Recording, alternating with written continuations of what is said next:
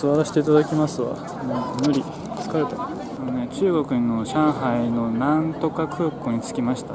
僕は東京から来たので、カナダ組とちょっと便が違うわけですよ。説明しよう。友太郎はカナダの大学で開催されている中国の文化と言語を上海で学べる留学プログラムに2019年に参加したのだ。しかし、カナダ人の学生がカナダから上海に行くのに対して、一旦日本に帰っていた友太郎は、日本から上海に向かったため、合流するのに若干の時間差があったのだ。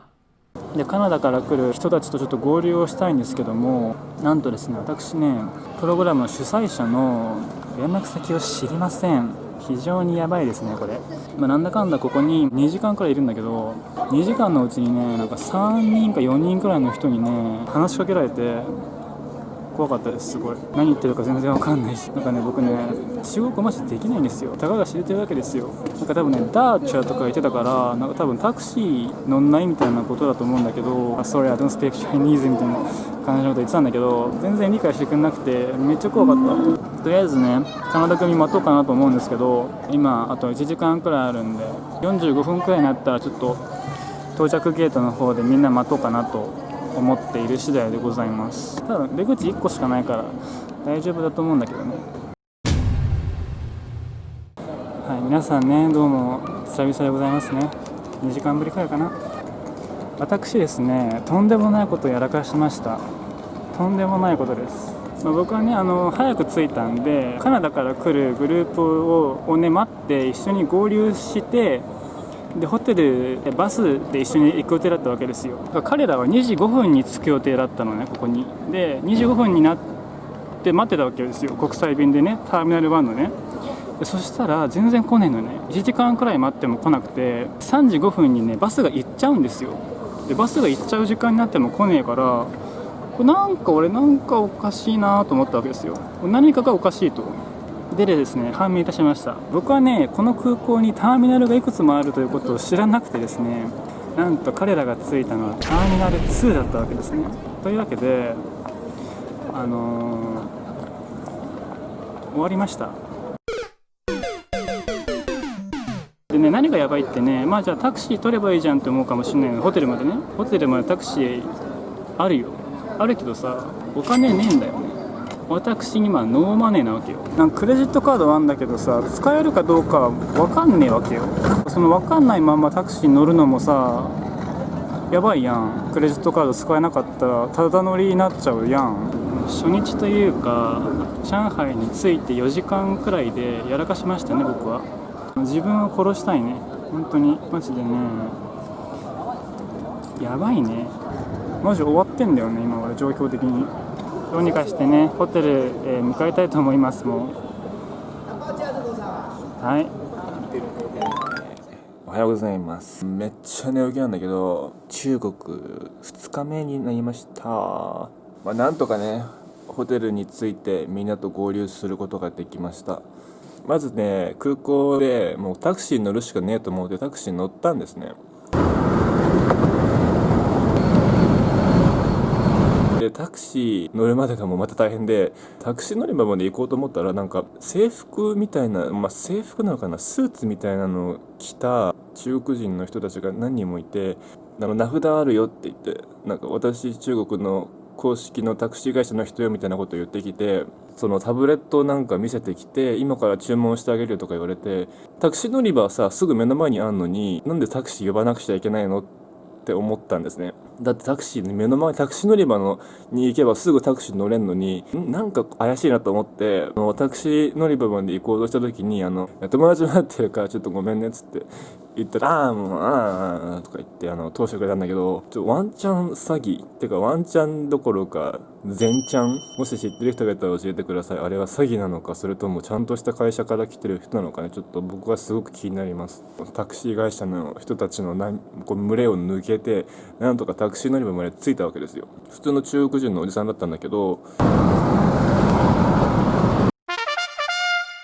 ホテルの場所をね、教えたんですよ。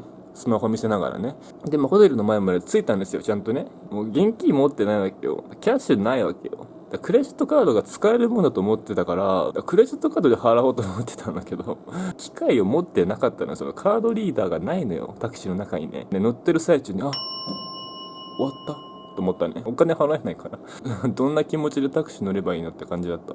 幸運にも僕はその時Wi-Fi っていうかデータ使えたので、あらかじめホテルに着いてる友達に急いで連絡して、後で金返すから200元くらい貸してっつって出てきてもらって、200元貸してもらって現金で払ったんだけど、そのタクシーもなんかね、ちょっと面白いんだけど、タクシーの運転手にお金の持ち合わせがないのよ、キャッシュのね。だから200元渡してもお釣りがないってことになっちゃって、最終的になんかホテルまで行ってくれて了解してくれて、それでね、なんとかホテルに着いたわけですよ。もう超大変だった。なんなのこれ。なんかすごい曇ってんだけど。なんなのこれ。ムカつくんだけど。というわけでね、中国のホテルのね、ルームツアーをしようかなと思います。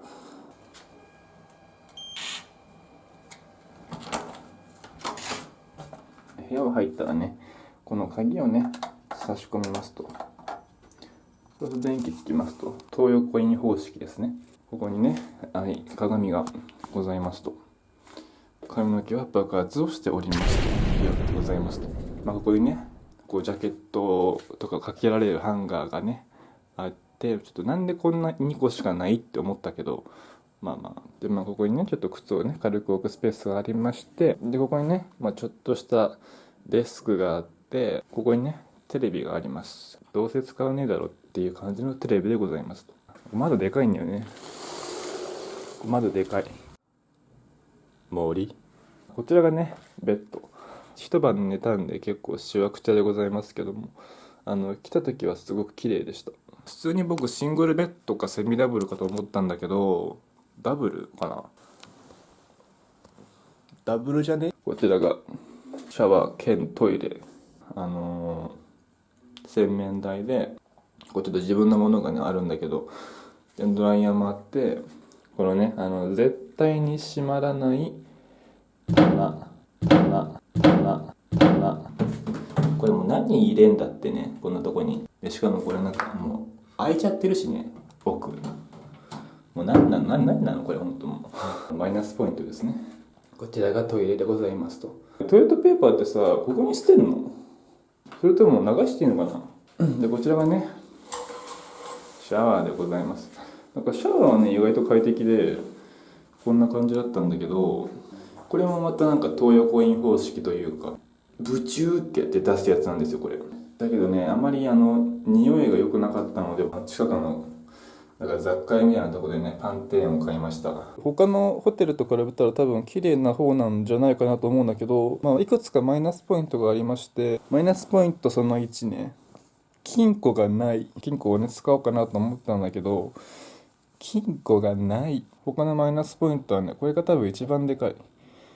Wi-Fi がくっそ。なんか多分ロビーに1個しかなくて、部屋まで届いてねえんだよ、Wi-Fi が。超遅えの。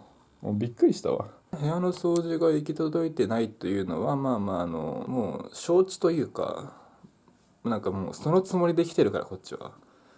だから特にどうも思わないんだけどさ。